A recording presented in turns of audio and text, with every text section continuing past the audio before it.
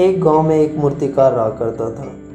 वो मूर्तिकार पत्थरों से बहुत ही सुंदर मूर्तियां बनाया करता था। उसने एक अच्छी मूर्ति बनाने के लिए अच्छे पत्थर की खोज में जंगल की ओर चला गया।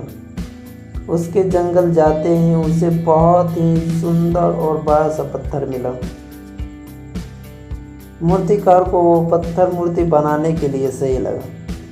मूर्तिकार ने उस पत्थर को अपने घर ले आया और अपने औजार से उस पत्थर को मूर्ति बनाने के काम शुरू कर दिया।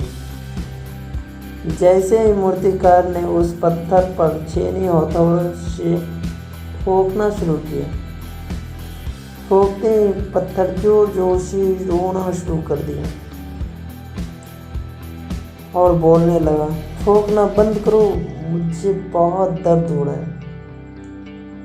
ये सुनकर मूर्तिकार ने रुक गया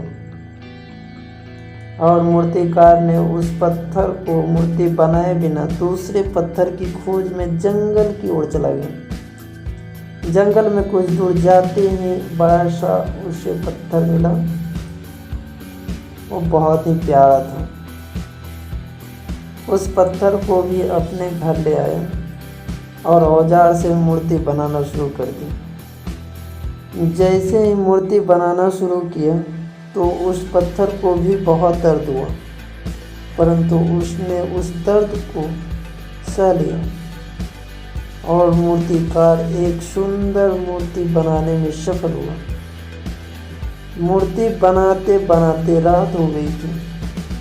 मूर्तिकार ने खाना खाकर सो गया। अगली सुबह उसने पास की एक गांव में घूमने जाता है तो उसने देखा कि एक सुंदर सा देवी माँ की मंदिर बनवाया गया है और उस मंदिर के बाहर बहुत सारे लोग बातचीत करते हैं।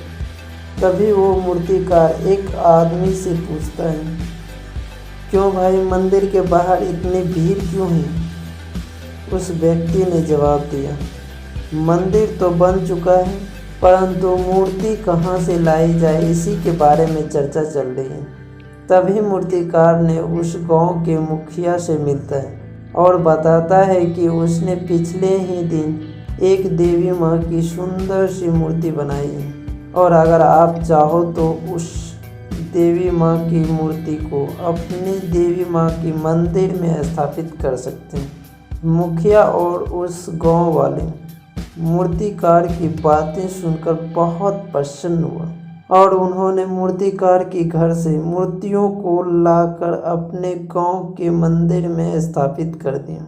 सभी लोग बहुत खुश थे, परंतु उसी समय मुखिया के मन में एक सवाल उत्पन्न होता है, नारियल फोड़ने के लिए भी तो एक पत्थर की आवश्यकता होगी। ये सुनकर मूर्तिकार ने बताया कि एक पत्थर है जो मेरी कोई काम की नहीं है, आप चाहो तो इसे ले जा सकते हो। मूर्तिकार ने पहला पत्थर जो लाया था उसी को नारियल फोड़ने के लिए दे देता है, मंदिर के सामने पत्थर को रख देता है और नारियल फोड़ने के लिए उस पर पटकता है। उस दिन से उस मंदिर में मूर्तिकार द्वारा बनाई गई देवी माँ की मूर्ति को पूजा होने लगी और दूसरी ओर उस पहले वाले पत्थर पर सभी लोग पूजा के लिए लाए गए नारियल को फोड़ने लगे। उस पत्थर ने देवी माँ की मूर्ति से कहा, तुम्हारी किस्मत कितनी अच्छी है कि लोग तुम्हें पूजा कर रहे हैं और मेरे ऊपर सभी लोग नारियल फोड़ रहे हैं। तभी देवी माँ वाले पत्थर ने जवाब दिया, मैं भी तुम्हारे जैसे ही पत्थर थी, लेकिन मैंने मूर्तिकार के द्वारा मूर्ति बनाते समय सभी दुख और कष्ट को सहन कर लिया और आज तभी मैं इस जगह पर हूँ। उस पहले वाले पत्थर को अपनी गलती का एहसास होता है। ये कहानी हमें ये सिखाती है कि हमें जीवन में सफलता पाने के लिए हमें कठोर परिश्रम की ज़रूरत होती है और बिना दुख और कष्ट के कभी भी सफलता प्राप्त नहीं होती। दोस्तों, आपको ये कहानी कैसी लगी हमें कमेंट बॉक्स में ज़रूर बताएं और यदि आप ऐसी और भी कहानियाँ सुनना चाहते हैं तो हमारे चैनल को सब्सक्राइब करना ना भूलें। दोस्तों, खुश रहिए, खुशियाँ बांटते रहिए। हौसलों के दम पर जिंदगी जिंदगी की राहों में तू बढ़ता